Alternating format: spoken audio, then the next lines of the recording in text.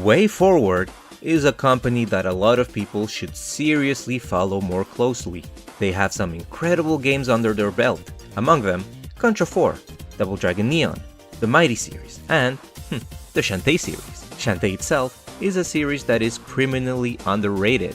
They are some of the most beautiful 2D games on their respective consoles, and are filled with charming characters, funny stories, amazing soundtracks, and more importantly, fun gameplay. A fair way to describe them would be that they are a mixture of some of the best elements of Zelda with some of the best elements of Metroid, coupled with unique skills and transformations.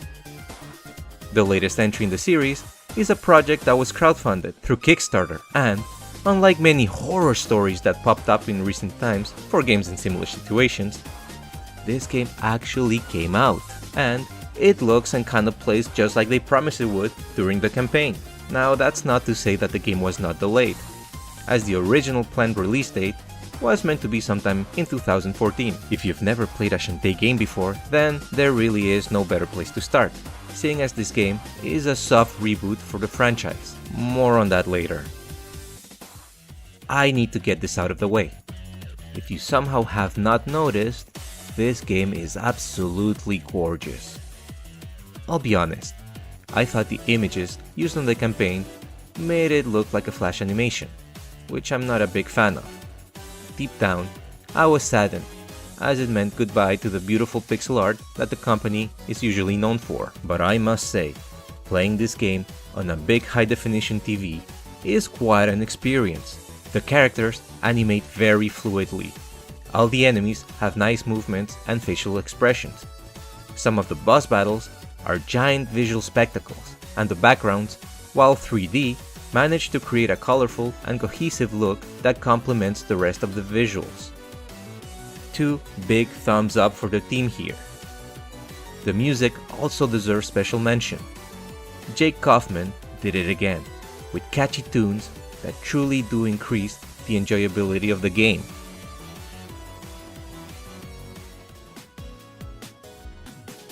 The game format changed quite a bit since previous entries, and it has, in a way, become more streamlined.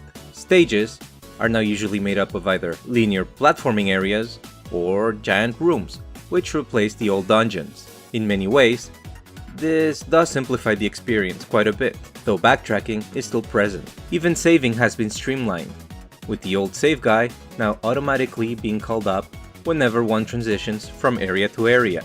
While this does make the game lose some of its identity and grandeur, the format allowed WayForward to play with new types of levels, such as a vertical tower in which you're being chased by a giant worm, or an auto-scroller slide.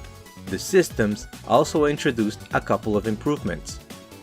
The new dance system is by far the best in the series, allowing Shantae to quickly transform or use skills, all of which are very well designed and make good use of the level layouts. In fact, the levels are all tightly built around these skills, and they're very easy to read, making everything feel intuitive.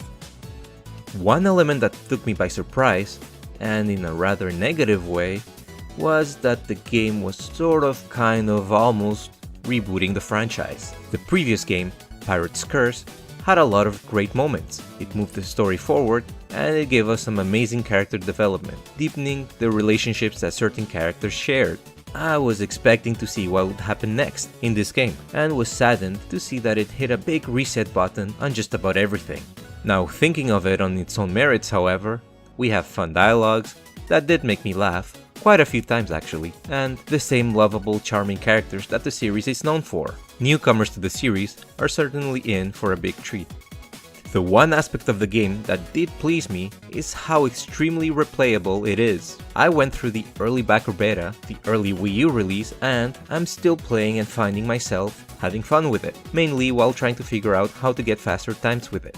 The game also promises downloadable content, including a playable Risky Boots, which I will be updating my review for once she appears, and I have put some time in, as well as playable campaigns for Bolo, Sky, and Ruddy Tops in the future. There is a lot of new content to look forward to, and that alone should boost the replayability of this title. Hopefully, this is something that fans can look forward to in the not too distant future. Overall, while being disappointed by certain aspects, it's a very fun game, and at the end of the day, that's really what counts. If I had to rank them, this would be the second best Shantae game, right after Pirate's Curse.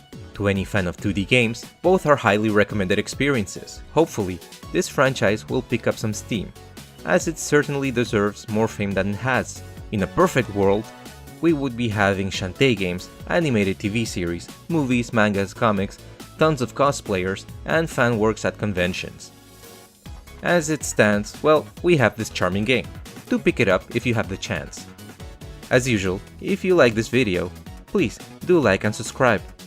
If you have any questions or comments, please let me know in the comment section below. Well, until next time.